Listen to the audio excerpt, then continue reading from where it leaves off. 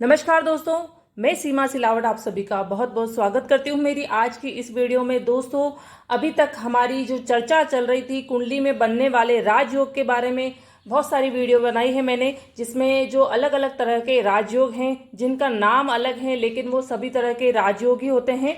तो ये जो राजयोग है उसके बारे में हमने बहुत सारी चर्चा की है, बहुत सारे राजयोग देखे हैं कि कुंडली में कैसे कैसे किन किन ग्रहों से राजयोग बनते हैं। लेकिन आज हम बात करेंगे दोष के बारे में। देखिए, कुंडली में राजयोग बनते हैं तो दोष भी बनते हैं। तो आज से मेरी जो वीडियो है वो सारी दोष के ऊपर बनेगी। और सबसे पहली आज जो वीडियो है वो है लगन दोष के ऊपर। देखिए, जो कुंडली में दोष बनते हैं उसी से जातक परेशान भी होता है, और जिस ग्रह से दोष बन रहा है जब उस ग्रह की दशा अंतर्दशा चलती है तब और भी परेशानी कुछ बढ़ जाती है। तो चलिए आगे बढ़ते हैं इस वीडियो में, और आज हम बात करेंगे इस वीडियो में लगन दोष के बारे में। देखिए, लगन दोष को सिंपल वे में अगर मैं आपको समझाऊं तो ये एक शारीरिक दोष आप समझ सकते हैं। और ये आप कैसे समझेंगे शारीरिक दोष, ये मैं आपको इस कुंडली के अकॉर्डिंग समझाऊंगी। देखिए, लग्नेश मैंने आपको बताया था कि जो फर्स्ट हाउस होता है, पहला जो घर होता है, ये हमारा लगन होता है। और इसका जो मालिक होता है, इस घर में जो राशि होती है और उस राशि का जो स्वामी होता है वो लग्नेश होता है। तो जो लगन होता है उसका मतलब ही होता है कि ये जो जातक का शरीर है वो लगन है। तो अगर लगन दोष होगा तो इसका मतलब है सिंपल तरीके से कि शारीरिक दोष होगा। तो सबसे पहले हम बात करेंगे कि क्या होता है लगन दोष। देखिए, जो लगन होता है वो क्या होता है, पहले आप वो समझ लीजिए। जो लग्न होता है वो होता है फर्स्ट हाउस, वो होता है लग्न। और जो लग्नेश होता है वो होता है फर्स्ट हाउस का जो मालिक होता है वो होता है लग्नेश। तो इसका मतलब जो ये पूरी हमारी जो लग्न कुंडली होती है उसको बल प्रदान करने वाला ही लग्नेश होता है। कोई भी देखिए राजयोग बनता है, जो विपरीत राजयोग मैंने बताया था उसमें तो सबसे पहला नियम ही यही है कि लग्नेश का स्ट्रांग होना बहुत ज्यादा जरूरी है। लग्नेश स्ट्रांग नहीं है तो आपकी कुंडली में वह राजयोग नहीं बन पाएगा। तो इसलिए आप समझ सकते हैं कि जो लग्नेश है, जो हमारा लगन है, उसका स्ट्रांग होना बहुत ज्यादा जरूरी है। तो ये जो फर्स्ट हाउस का मालिक होता है वो लग्नेश होता है। और अगर ये हाउस हमारा पीड़ित है, फर्स्ट हाउस हमारा पीड़ित है, तो वह लगन है वो पीड़ित है और उसी से लगन दोष बनता है। तो यही लगन दोष होता है। एक कुंडली में आपको फॉर एग्जाम्पल से यहाँ समझाती हूँ। देखिए, यहाँ पर हमारी मेष लग्न की कुंडली है और 1 नंबर से शुरू हो रही है। इसे काल पुरुष की कुंडली भी कहा जाता है। तो यहाँ पर देखिए 1 नंबर की है जो हमारी मेष लग्न की कुंडली है। तो अगर इसको हम बोलेंगे तो क्या बोलेंगे कि ये 1 नंबर से शुरू हो रही है। जो लगन है वो है 1 नंबर का, तो 1 नंबर मेष राशि का है। तो यहाँ पर जो हमारा लगन है, ये जो लगन कुंडली है वो मेष लगन की कुंडली कहलाएगी। और इसके जो राशि स्वामी है वो है मंगल देव। तो यहाँ पर देखिए मंगल देव इसके राशि स्वामी हो गए। तो हमारा जो लगन है वो तो है मेष, और यहाँ पर जो लग्नेश है वो है मंगल देव। तो यहाँ पर इस पूरी कुंडली का जो लग्नेश है वो कौन हो गया है, मंगल देव। तो जो मंगल देव है इसी के ऊपर है कि भाई ये जो लग्नेश है अगर वो कहीं न कहीं पीड़ित है तो यह इस कुंडली में लगन दोष माना जाएगा। तो मान लीजिए मंगल देव यहाँ पर है, मंगल देव फर्स्ट हाउस में ही है। तो यहाँ पर देखिए क्या बन रहा है, केंद्र का स्वामी अगर अपने ही घर में बैठ जाए तो, क्योंकि ये 1 नंबर की राशि है, राशि स्वामी भी यहाँ पर मंगल देव है और मंगल देव स्वयं की राशि के साथ बैठे हैं, तो बहुत अच्छी स्थिति है ये। तो यहाँ पर जो ये लग्नेश की स्थिति है वो बहुत स्ट्रांग हो जाएगी। कुल मिला के जो हमारी लग्नेश है उसकी स्थिति अच्छी होनी चाहिए, उसकी स्थिति कमजोर नहीं होनी चाहिए, लग्नेश पीड़ित नहीं होना चाहिए, तो यह दोष नहीं बनेगा। अदरवाइज अगर आपकी कुंडली में लग्नेश है वो पीड़ित है किसी भी तरीके से, तो यह दोष आपकी कुंडली में भी होगा। तो जो 80% होती है, 80% क्या 90% कुंडली में लगन दोष पाया ही जाता है। और यहाँ पर देखिए मंगल देव अगर यहाँ बैठे हैं तो बहुत अच्छी स्थिति है, तो यहाँ पर ये जो दोष है लगन दोष वो नहीं होगा। अगर मंगल देव यहाँ बैठे हैं तो भी यह दोष नहीं होगा। थर्ड हाउस में है, थर्ड हाउस इतना अच्छा नहीं माना जाता है, फिर भी इस कुंडली में यह दोष नहीं होगा। अगर फोर्थ हाउस में है तो फोर्थ हाउस में देखिए मंगल देव जो है वह फोर्थ नंबर की राशि है कर्क राशि, तो कर्क राशि के साथ में नीच के हो जाते हैं, तो यहाँ पर नीच के हो रहे हैं। और नीच भंग के नियम मैंने आपको बताए हैं, 6-7 जो नियम हैं आप अप्लाई करके देखिए। अगर मंगल देव का यहाँ पर नीच भंग नहीं हो रहा है तो यहाँ पर हमारा जो लग्नेश है वह नीच हो गया है, तो अगर लग्नेश नीच हो गया है तो लग्नेश पीड़ित हो गया है, तो यहाँ पर यह दोष बनेगा, लगन दोष यहाँ पर इस कुंडली में बनेगा। फिर देखिए फिफ्थ हाउस में अगर मंगल देव हैं तो त्रिकोण का घर मिला है लग्नेश को, बहुत अच्छी स्थिति है, तो यहाँ पर यह दोष नहीं होगा। फिर देखिए सिक्स्थ हाउस में अगर मंगल देव हैं तो यहाँ पर देखिए ये 6, 8, 12 ये त्रिक भाव है, तो त्रिक भाव में अगर लग्नेश है तो भी अच्छी स्थिति नहीं है, क्योंकि बुरे भाव है, तो यहाँ पर ये तो रोग ऋण शत्रु दुर्घटना का घर है, तो अगर लग्नेश यहाँ बैठे हैं तो भी पीड़ित हैं, तो यहाँ पर भी लगन दोष कहलाएगा। फिर देखिए सेवंथ हाउस में अगर मंगल देव बैठे हैं तो भी अच्छी स्थिति है, क्योंकि केंद्र का घर है, तो यहाँ पर भी ये दोष नहीं बनेगा। एट्थ हाउस में अगर मंगल देव हैं तो यहाँ पर भी त्रिक भाव है, और एट्थ हाउस तो कुंडली का सबसे बुरा घर माना जाता है, तो यहाँ पर भी यह दोष बनेगा, क्योंकि लग्नेश पीड़ित है त्रिक भाव में बैठने से। फिर देखिए नाइन्थ हाउस में अगर मंगल देव हैं तो यहाँ पर भी त्रिकोण मिला है लग्नेश को, तो अच्छी स्थिति है, तो यहाँ पर लग्नेश की स्थिति स्ट्रांग होने से यह दोष नहीं बनेगा। फिर बात करते हैं हम टेंथ हाउस की। टेंथ हाउस में अगर मंगल देव बैठे हैं और मंगल देव बैठे हैं मकर राशि के साथ में, और मकर राशि के साथ में उच्च के हो जाते हैं मंगल देव, तो यहाँ पर मंगल देव उच्च के हो गए, एक तरह से राजयोग बन गया है, स्ट्रांग स्थिति हो गई है और अच्छी स्थिति हो गई है यहाँ पर लग्नेश की, तो यहाँ पर यह दोष नहीं बनेगा। फिर बात करते हैं हम 11th हाउस की। 11th हाउस भी इच्छा पूर्ति का घर है, एवरेज हाउस माना जाता है, थर्ड हाउस से फिर भी थोड़ा अच्छा घर माना जाता है, तो यहाँ पर अगर लग्नेश बैठे हैं ठीक स्थिति है, पीड़ित नहीं कह सकते हम, तो यहाँ पर भी ये दोष नहीं बनेगा। फिर बात करते हैं मगर मंगल देव बैठे हैं 12th हाउस में, जो कि हॉस्पिटल के खर्चों का घर है, ये भी एक त्रिक भाव में ये घर माना जाता है 12th हाउस, तो यहाँ पर मंगल देव की स्थिति अच्छी नहीं है, तो यहाँ पर भी मंगल देव लग्नेश हमारे पीड़ित हो चुके हैं, और पीड़ित हो गए हैं तो लगन दोष यहाँ पर भी बनेगा। तो देखिए ऐसे आप अपनी कुंडली में देख सकते हैं कि आपका जो लग्नेश है वो कहाँ बैठा है, तो आप खुद देख सकते हैं कि आपकी कुंडली में यह लगन दोष बन रहा है या नहीं बन रहा है। लगन दोष का मतलब ही है शारीरिक दोष। अगर लगन दोष होगा तो जातक को कुछ न कुछ प्रॉब्लम शरीर से रिलेटेड होती रहेगी, वह कभी भी स्वस्थ नहीं रहेगा, छोटी मोटी बीमारी उसकी चलती रहेगी, हॉस्पिटल के जो चक्कर हैं उसके लगते रहेंगे। और जब लग्नेश की दशा अंतरदशा चलेगी या नक्षत्र में भी कुछ छोटे टाइम के कुछ शॉर्ट पीरियड के लिए भी अगर लग्नेश एक्टिव होगा नक्षत्र में भी, तब भी उसको शारीरिक प्रॉब्लम कुछ ना कुछ होगी। और अगर लग्नेश यहाँ पर जैसे मैंने बताया नीच के हो जाते हैं तब प्रॉब्लम कुछ ज़्यादा बढ़ जाती है, और अगर 6, 8, 12 में भी अगर नीच के हो जाते हैं और अस्त वगैरह भी हो जाते हैं तब भी प्रॉब्लम कुछ ज़्यादा हो जाती है। फिर देखते हैं कि कैसे बनता है यह लगन दोष। देखिए इसके भी कुछ नियम है। लग्नेश अगर 0 डिग्री हो जाए, देखिए यहाँ पर मंगल देव बैठे हैं, मंगल देव चाहे स्वग्रह में बैठे हैं अच्छी स्थिति है, लेकिन अगर लग्नेश की स्थिति यहाँ पर 0 है या 1 डिग्री है तो स्थिति अच्छी नहीं है, क्योंकि देखिए मैंने आपको बताया था कि 0 डिग्री, 1 डिग्री, 29 डिग्री और 30 डिग्री, इनका मतलब होता है कि 0% पावर।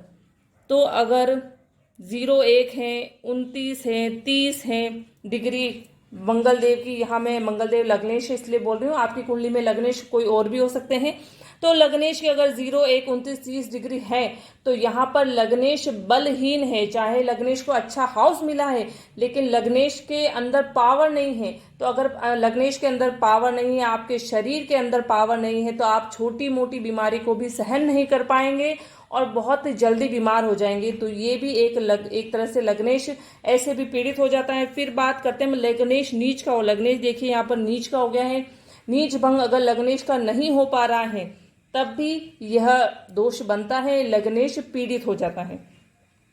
लग्नेश अगर अस्त हो सूर्य देव से, मान लीजिए लग्नेश यहाँ पर मंगल देव हैं, वो हमारे 13 डिग्री हैं, सूर्य देव हमारे साथ में बैठ गए हैं और सूर्य देव है 10 डिग्री, तो 3 डिग्री का इनमें डिफरेंस है और 3 डिग्री के डिफरेंस से मंगल देव अस्त हो चुके हैं।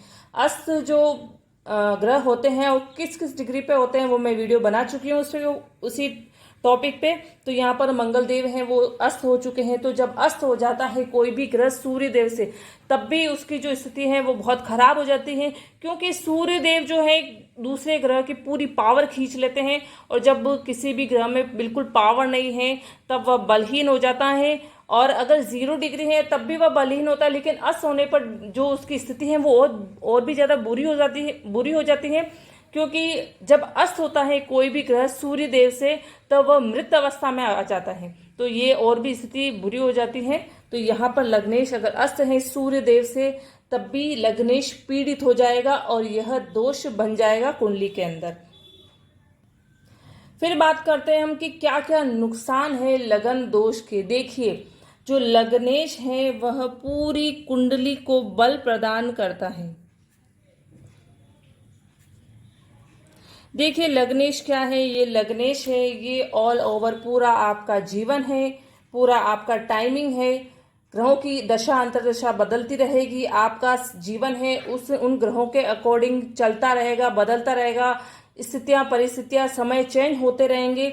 तो ये आपका पूरा जीवन है, एक जातक का पूरा जीवन है। और यहाँ पर ये जो फर्स्ट हाउस है, जो पहला घर है, वह है लगन। तो अगर आपका शरीर ही कमजोर होगा तो यहाँ पर जब भी ग्रहों का परिवर्तन होगा, ग्रहों की दशा अंतर्दशा चेंज होगी, तब जो भी अच्छे या बुरे रिजल्ट आपको मिलेंगे तो आप उन रिजल्ट को सहन नहीं कर पाएंगे, बुरे रिजल्ट आप बर्दाश्त नहीं कर पाएंगे। और अच्छे अवसर अगर आपको मिलेंगे तो आप उन अवसर का भी लाभ नहीं उठा पाएंगे। क्यों? क्योंकि आपका जो शरीर है वह पीड़ित है, शरीर है वह कमजोर है, तो आप उन अवसर का भी लाभ नहीं उठा पाएंगे और बुरी परिस्थिति का भी सामना नहीं कर पाएंगे। तो ये सारे नुकसान हैं, आप अपने जीवन में कभी सफल नहीं हो पाएंगे। बहुत सारे राजयोग बनते हैं, लेकिन सभी राजयोग में लग्नेश को स्ट्रांग पहले देखा जाता है कि लग्नेश स्ट्रांग होना जरूरी है। देखिए, स्वास्थ्य संबंधी परेशानी होती है वो मैंने आपको बता दी है। बड़ी बीमारी भी हो सकती है अगर 6, 8, 12 में अगर लग्नेश है वह स्थित हो, और अगर वह नीच के हो तो प्रॉब्लम ज़्यादा बढ़ जाती है। बड़ी बीमारी भी हो सकती है, क्योंकि 6, 8, 12 तो जो रोग के घर माने ही जाते हैं, और 8वां घर तो बड़े रोग के घर माना जाता है। तो अगर 8वें घर में भी लग्नेश है तब स्थिति ज़्यादा बड़ी हो जाती है, कोई भारी आपको बीमारी है, बड़ी बीमारी है, वो भी लग सकती है। और देखिए, विवाह में भी बाधा होती है। कैसे होती है? क्योंकि ये जो हमारा लग्नेश है वह ही ये जो 7वां घर है उसी का प्रतिरूप होता है। तो अगर लग्नेश की स्थिति अच्छी नहीं है तो ये 7th हाउस होता है, वह होता है लाइफ पार्टनर का। विवाह के लिए हम 7वां घर देखते हैं, तो 7वें घर में मतलब विवाह में भी कुछ न कुछ प्रॉब्लम आएगी अगर लग्नेश स्ट्रांग नहीं है तो इसीलिए लगन का स्ट्रांग होना बहुत ज़्यादा ज़रूरी है। अगर आपकी कुंडली में कोई भी अच्छे योग नहीं बन रहे हैं, छोटे मोटे दोष भी बन रहे हैं, तो कोई प्रॉब्लम नहीं है। अगर आपका लग्नेश स्ट्रांग है, लग्नेश स्ट्रांग नहीं है तो आपकी कुंडली में चाहे कितने अच्छे योग बन रहे हैं, दोष भी बन रहे हैं, तो आपको उसका कोई योग है उनका लाभ नहीं मिल पाएगा। जो दोष हैं उनके आपको बहुत ही बुरे रिजल्ट मिलेंगे, क्योंकि लग्नेश स्ट्रांग नहीं है। तो सबसे पहले जरूरी है, सबसे पहला ही ये पॉइंट है कि आपका जो लग्नेश है वह स्ट्रांग होना चाहिए। फिर बात करते हैं हम कि कब एक्टिव होता है यह दोष। तो जब लग्नेश की दशा हो या अंतरदशा, लग्नेश की दशा अंतरदशा हो, तब यह जो दोष है वह ज्यादा एक्टिव हो जाता है। वैसे अगर लगन दोष है तो कुछ न कुछ छोटी मोटी बीमारी तो चलती ही रहेगी, लेकिन अगर लग्नेश की स्थिति ज्यादा खराब है या 6, 8, 12 में है लग्नेश, तब यह स्थिति ज्यादा खराब हो जाएगी। जब लग्नेश की दशा अंतरदशा चलेगी तब हॉस्पिटल के चक्कर काटने पड़ सकते हैं, हॉस्पिटल में आपको एडमिट होना पड़ जाता है, या कुछ न कुछ बड़ी बीमारी है उसका भी आपको सामना करना पड़ सकता है। तो ये सारी चीजें होती हैं जब लग्नेश की दशा अंतरदशा आती है, या जो प्रत्युंतर दशा आती है, सूक्ष्म दशा आती है, प्राण दशा, ये भी एक दशा होती है। बहुत छोटे छोटे टाइम पीरियड के लिए होती है, कोई 10 दिन के लिए, कोई 15 दिन के लिए, कोई 1 महीने के लिए, कोई 20 दिन के लिए, बहुत छोटे छोटे दिनों के लिए भी आती है। तब उस समय में भी अगर लग्नेश एक्टिव हो जाएगा तब भी आपको शरीर से संबंधित, हेल्थ से रिलेटेड कुछ न कुछ प्रॉब्लम हो सकती है। कोई भी प्रॉब्लम हो सकती है, ऐसा एग्जैक्ट नहीं बताया जाता है कि आपको यही प्रॉब्लम होगी, यही बीमारी होगी। वो देखना पड़ता है कि लग्नेश किस घर में बैठा हुआ है, क्योंकि हर घर से अलग अलग अंगों का कनेक्शन होता है और हर घर से अलग अलग बीमारियों का भी कनेक्शन होता है। तो ये सारी बहुत लंबी कैलकुलेशन होती है, उसको भी आपको देखना होता है। तो लग्नेश तभी ज़्यादा एक्टिव हो जाता है और हमें उसके बुरे परिणाम भी भुगतने पड़ते हैं। फिर बात करते हैं कि कैसे दूर करें यह दोष। देखिए, आप सबसे पहले अपनी कुंडली में देखिए कि लग्नेश की स्थिति कैसी है। अगर लग्नेश की स्थिति अच्छी नहीं है तो आपको इसके लिए घबराने की भी ज़रूरत नहीं है, क्योंकि देखिए जो एस्ट्रोलॉजी है उसमें पूरे योग हैं, राजयोग हैं और दोष भी हैं। तो अगर योग हैं अगर आपकी कुंडली में, तो वो योग क्यों नहीं बन पा रहे, उसके लिए भी उपाय दिए जाते हैं। और अगर दोष हैं, आप उन दोषों से परेशान हैं, आप उन दोषों से बहुत ज़्यादा पीड़ित हैं और आपको उनके नेगेटिव रिजल्ट मिल रहे हैं, तो आपको उनको दूर करने के उपाय भी पता होना चाहिए। दूर करने के उपाय भी ज्योतिष शास्त्र में हैं। आप खुद अपनी कुंडली को बैलेंस कर सकते हैं, आप जैसा चाहें वैसी अपनी कुंडली को बना सकते हैं, लेकिन आपका जो फेथ है वो पूरा एस्ट्रोलॉजी पे होना चाहिए और जो उपाय बताए जाते हैं वो भी आपको श्रद्धा से करने चाहिए। तो देखिए कैसे दूर करें यह दोष। तो सबसे पहले आप कर सकते हैं बीज मंत्र से। देखिए, अगर लग्नेश 6, 8, 12 में है तो 6, 8, 12 में जब भी कोई ग्रह बैठ जाए, चाहे विपरीत राजयोग भी क्यों नहीं बन रहा हो, तो लग्नेश का देखिए कभी विपरीत राजयोग नहीं बनता है, मैंने वीडियो में बताया था। और 6, 8, 12 में अगर लग्नेश है तब स्थिति थोड़ी ज़्यादा खराब हो जाती है, तब उनके रत्न धारण नहीं किए जाते। देखिए, कभी भी कोई भी नेगेटिव ग्रह है, नकारात्मक ग्रह है, मारक ग्रह है, उनके रत्न कभी भी आप धारण ना करें, चाहे वह लग्नेश ही क्यों ना हो। तो लग्नेश अगर पीड़ित है, 6, 8, 12 में है, तो उसके आपको रत्न धारण नहीं करने हैं। तो फिर आपके दिमाग में आएगा कि अगर लग्नेश पीड़ित हैं, रत्न धारण नहीं कर सकते हैं, तो उसे हम पॉजिटिव कैसे करें, उसे अच्छा कैसे करें, स्वास्थ्य से जो संबंधित बीमारियां हैं उसको दूर कैसे करें। तो आप बीज मंत्र कर सकते हैं। बीज मंत्र के बहुत अच्छे रिजल्ट मिलते हैं। आप यह समझिए कि एक रत्न के बराबर ही बीज मंत्र के भी रिजल्ट मिलते हैं। तो बीज मंत्र करें, आप सिद्ध होने तक करें, 108 बार करें, डेली करें। जो नियम होते हैं, जो टाइमिंग होता है बीज मंत्र का, उसी टाइमिंग से करें और हो सके तो कंटिन्यू रखें, बीज मंत्र को गैप ना करें। तो बीज मंत्र से आप अपने लग्नेश को स्ट्रॉन्ग कर सकते हैं, बैलेंस कर सकते हैं। फिर बात आती है रुद्राक्ष की। देखिए, अगर 6, 8, 12 में आपका लग्नेश है, चाहे लग्नेश देखिए इस कुंडली में नीच का भी हो गया है, तो आप क्या करेंगे फिर, ये जो मंगल देव है, मंगल देव का आप रुद्राक्ष धारण करें। इससे जो लग्नेश की स्थिति है वो अच्छी हो जाएगी, लग्नेश की जो स्थिति बैलेंस हो जाएगी और लग्नेश स्ट्रांग होगा। तो लग्नेश से जो आपको लाभ मिलने चाहिए लगन से, वो भी आपको लाभ मिलने लग जाएंगे। तो आप रुद्राक्ष धारण कर सकते हैं। अगर आपकी कुंडली में लग्नेश है वो मारक है, तो भी आप रुद्राक्ष धारण करिए। रुद्राक्ष से आपको कभी भी कोई भी नुकसान नहीं होगा। बस जो रुद्राक्ष है वो उनके पीछे जो नियम है रुद्राक्ष के पीछे की, रुद्राक्ष अगर आप पहनते हैं तो धारण करते हैं तो क्या क्या नियम आपको फॉलो करने चाहिए, तो वह आप जरूर फॉलो करें, तभी आपको उसका 100% रिजल्ट मिलेगा। फिर बात करते हैं हम रत्न की। देखिए, जो रत्न है वह आप धारण करें। अगर सूर्यदेव से अस्त हैं उसमें भी आप डिग्री डिफरेंस देखिए। डिग्री डिफरेंस अगर ज़्यादा है तब आप अगर केंद्र में पहला, चौथा, 7वां, 10वां, 5वां, 9वां, अगर इन घरों में, क्योंकि ये बहुत ही अच्छे घर माने जाते हैं, अगर इन घरों में सूर्यदेव से अस्त हैं तो आप रत्न धारण करिए। और अगर उसमें भी डिग्री डिफरेंस ज़्यादा है तो इन घरों में चलेगा, कोई दिक्कत नहीं है। लेकिन तीसरा घर है और 11वां घर है और 6, 8, 12 में अगर अस्त है सूर्यदेव से लग्नेश, तब आपको डिग्री डिफरेंस देखना पड़ेगा, क्योंकि डिग्री डिफरेंस एकदम कम है, बहुत पास से अस्त है लग्नेश सूर्यदेव से, तब आप उसके रत्न धारण करिए। और रत्न कभी भी धारण करें तो कोई अनुभवी जो ज्योतिष है, एस्ट्रोलॉजर है, उससे पहले आप अपनी सलाह लीजिए और फिर ही रत्न धारण करिए। क्योंकि देखिए, मारक ग्रह के अगर आप रत्न धारण कर लेते हैं तो उसका नेगेटिव रिजल्ट है, नेगेटिव परिणाम वो आपको भुगतना पड़ सकता है। इसलिए रत्न अगर आप धारण करते हैं तो थोड़ा सा सावधान रह के, थोड़ा सा जो सलाह मशवरा है वो सारा करके ही आप रत्न धारण करें। तो आप इस तरीके से भी जो अपनी कुंडली में लगन दोष बन रहा है, शारीरिक दोष बन रहा है, अगर आप सिंपल भाषा में समझे तो शारीरिक दोष उसको आप दूर कर सकते हैं। तो दोस्तों, आपको आज की ये वीडियो कैसी लगी है लगन दोष के ऊपर, आप अपनी कुंडली में खुद देखें और बताइए कि आपको ये जो वीडियो है वह कितनी समझ में आई है। मेरी वीडियो को ज़्यादा से ज़्यादा लाइक कीजिए, शेयर कीजिए, और अगर अभी तक आपने मेरे चैनल को सब्सक्राइब नहीं किया है तो प्लीज़ मेरे चैनल को सब्सक्राइब जरूर करिए। और अगर आपकी कुंडली को लेकर आपको कुछ भी डाउट है तो आप मुझे कमेंट बॉक्स में कमेंट करके पूछ सकते हैं। मैं आपका डाउट वहां क्लियर करने की पूरी कोशिश करूंगी। Okay, thank you.